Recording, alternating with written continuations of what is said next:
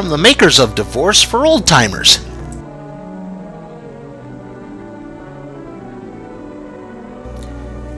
Hey, Boyajian! I love his ravioli! Egotist. The Mount Olive, Illinois Theater Group's production of Cat on a Hot Tin Roof. If he thinks I'm going to sit home and cry my eyes out... He drank all of my Schlitz! I can make my own living just as well as he can make his. He ought to be glad I'm working. Just because he has... Sweetie, you own the Chicago Cubs. Your work will never be significant enough. I'm only a woman. But he, the man, is boss. He'd like me to be a slave to the house while some cutie on the paper whispers into his porteries. Look at this man. Where else am I going to get my hands on a copy of Marvel Man #1? It wouldn't hurt his highness a little interest in the house. I'm the one who's married, but he can act as if he were single. And that's why I have to kill him. No matter how much I tell him I like it. But I'm as good as he is. I've got a brain of my own, and I intend to make the most of my life, too. Yes, I want a home and kids. But I'm not going to be a fool. No, I'll be bent over a desk while Don Draper plows me. A woman's place is in the home. Why, His Highness ought to wear side whiskers and carry a gold-headed cane. If he thinks I'm going to obey his every command, he can get right out of my life. And I mean it, right out of my life. Oh no, we're going to live in a world without zinc.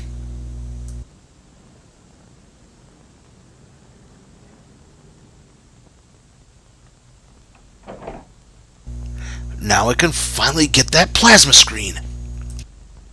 That's a woman for you. Never tell what she'll do next. All the time I thought she was so sweet and tender. What a temper. Lucky I ducked out when I did. How could I win? I'm only a man. Oh well, the copy won't wait. Where do women get the idea that they wear the pants? Must be her diploma. To a man, it's a piece of paper, but Virginia, she's got the world at her feet. The way she hangs on to her name, you'd think it was a shame to be a Jackson. I write the copy, but it comes out as a picture story by Virginia. Oh, it's Keenan Wynn from that one episode of The Twilight Zone. Good shot, but our home is like a bachelor rooming house. It's about time she learned what comes first, marriage or her job. Then again, we only got married because of her job. Life, why can't we? I'm fed up with warmed up leftovers and dishes in the sink. She can't even find time to sew on a button for me. How Mom used to take care of Dad, and how happy both of them were. Virginia's got no such respect for him. She'd never be able to take care of my dad. What was she thinking of when she said, I do? A roommate to help with the dishes? What does a man work for? Beating his brains out to make something out of himself? It's making me angry. You won't like me when I'm angry. I, like a fool, thought I was getting a wife. I'll show her who's boss, even if we wind up in the courts. This wasn't the first time that Jackson's marriage had shown signs of cracking. And the next morning, as had happened many morning afters, they were assigned to the same story. Who blew up the Death Star? Here they were. Emperor Palpatine must know. Neither, and both. Each one felt he was being asked to give up more than he could afford.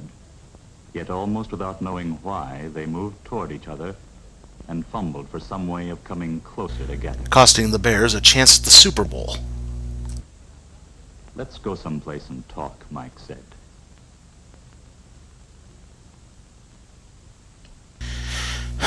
Okay, you were right. Chesterfields are better than Lucky Strikes.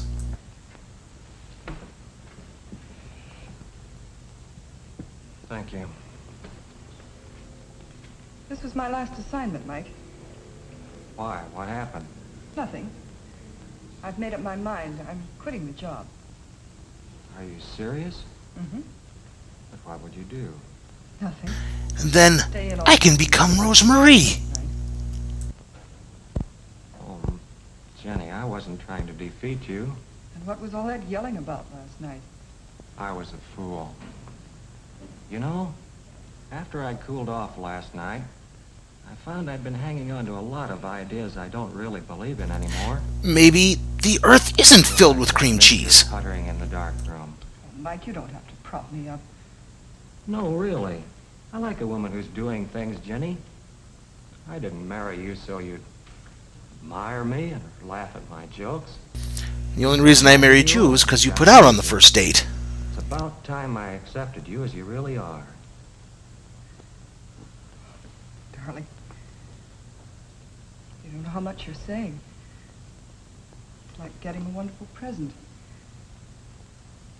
I feel like, I don't know. Well, here's my padded shoulder. Yeah, I have no idea what they just said either. You know, when we disagree, it's a good idea to disagree about things we really don't agree about. That was a mouthful. I'd like to get some shots of the kids in the park. Let's straighten up and go outside. It's too nice a day to stay in the house. When do we forget about cleaning up and go then? Oh, no, I hate to come home to a messy house. The least you could do is pick up your clothes. And the least you could do is to forget about your job. Yeah, that job I told you not to quit right after you quit it. So, you didn't mean a word of what you said yesterday, did you? No, that's not what I meant. But can't we have a little bit of a family life, at least on Sunday? Well, we may as well have this out again.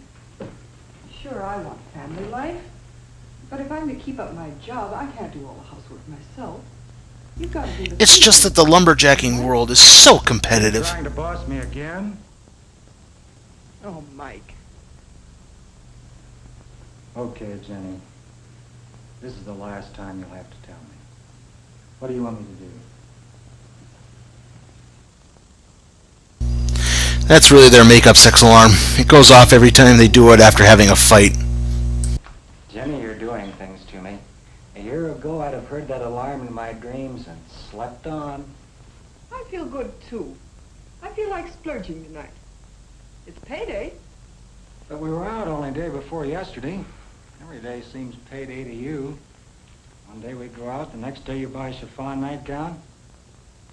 But we never save a penny that way. It's my money. Our toast's gonna burn. Don't run away. I want this straightened out. I thought you weren't gonna mold me anymore. No, I'm going No, to you're chisel not you. chief yet. And don't change the subject. Do I look good in a chiffon nightgown, or don't I? Or don't you notice anymore? I do, dear. I didn't mean to pick on that. I'm just trying to make $1 worth a buck. That's my point. Well, how do we do that? Something we'll have to find out.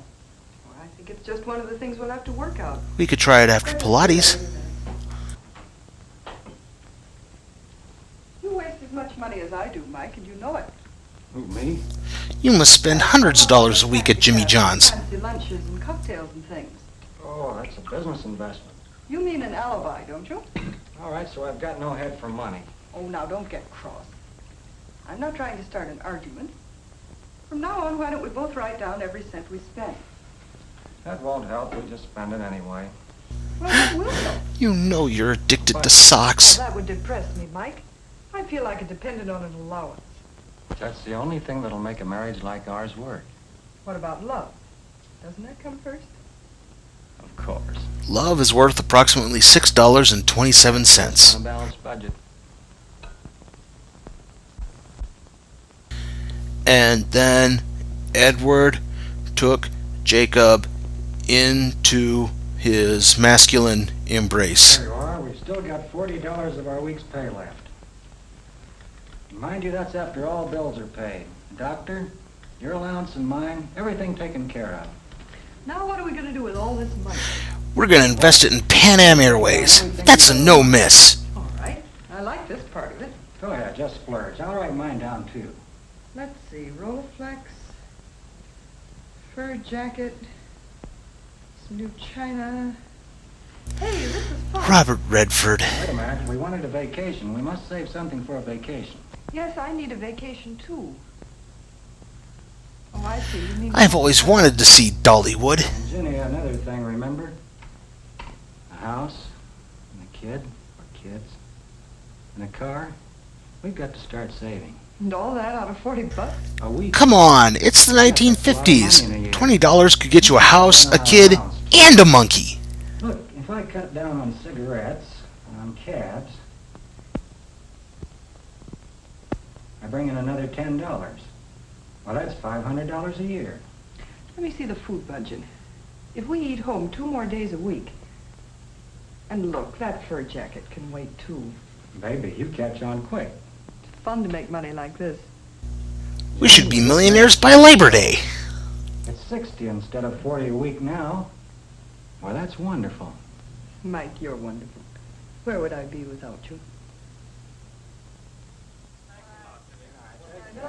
Bye.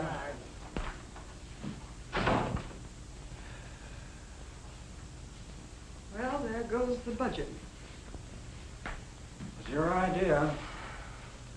That city desk friend of yours, the one that was making passes at Marge, I thought he was disgusting. But you must know that genius photographer friend of yours bores me stiff. Why do we have to have 2 sets of friends anyway? That's right. Why? Incidentally, you could have mentioned that I made the cake myself. Sorry. And it was made of sawdust. Halfway through one story without breaking in on it. I guess we haven't learned yet not to compete with each other. Oh, I'm tired. You know the Robinsons that live up the street in that new house you like? I keep meeting her at the... I think she's stooping the produce clerk. What's her husband like? I think you'd like him. Yes, I think it'd be a good idea if we made friends with some neighbors. The next time you see her, tell her we'd be delighted to come. What's today? 20th. And last month when we did that hospital story, when was that? Also Friday. Oh, 10th. Why?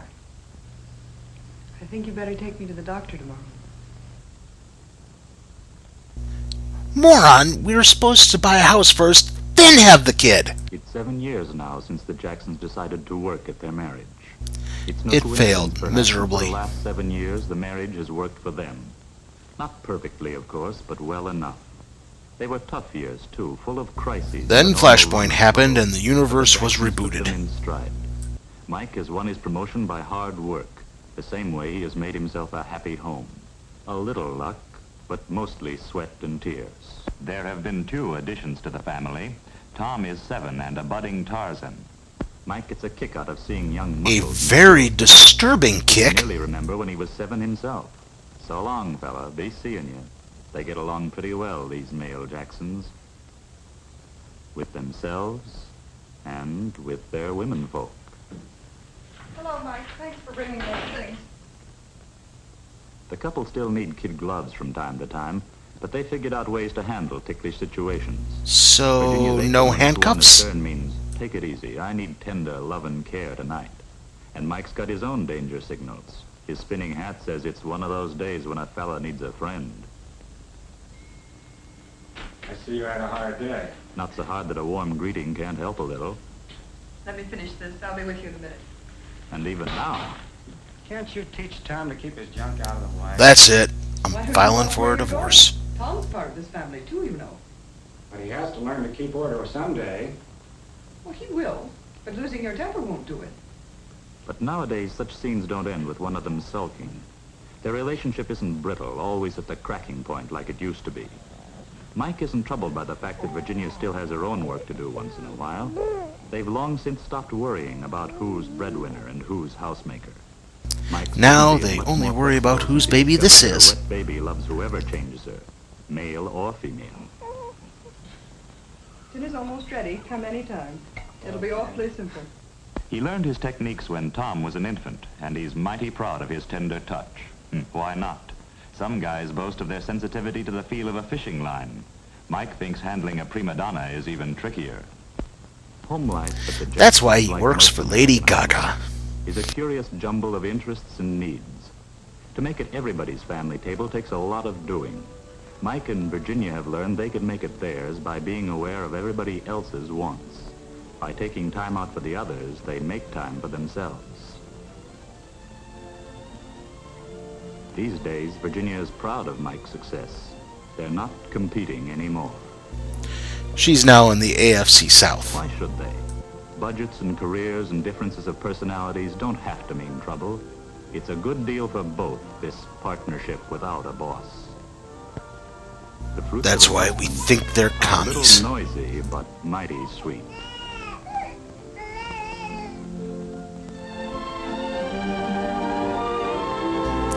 This is the product of the unification between Ally McGraw and Lauryn Hill.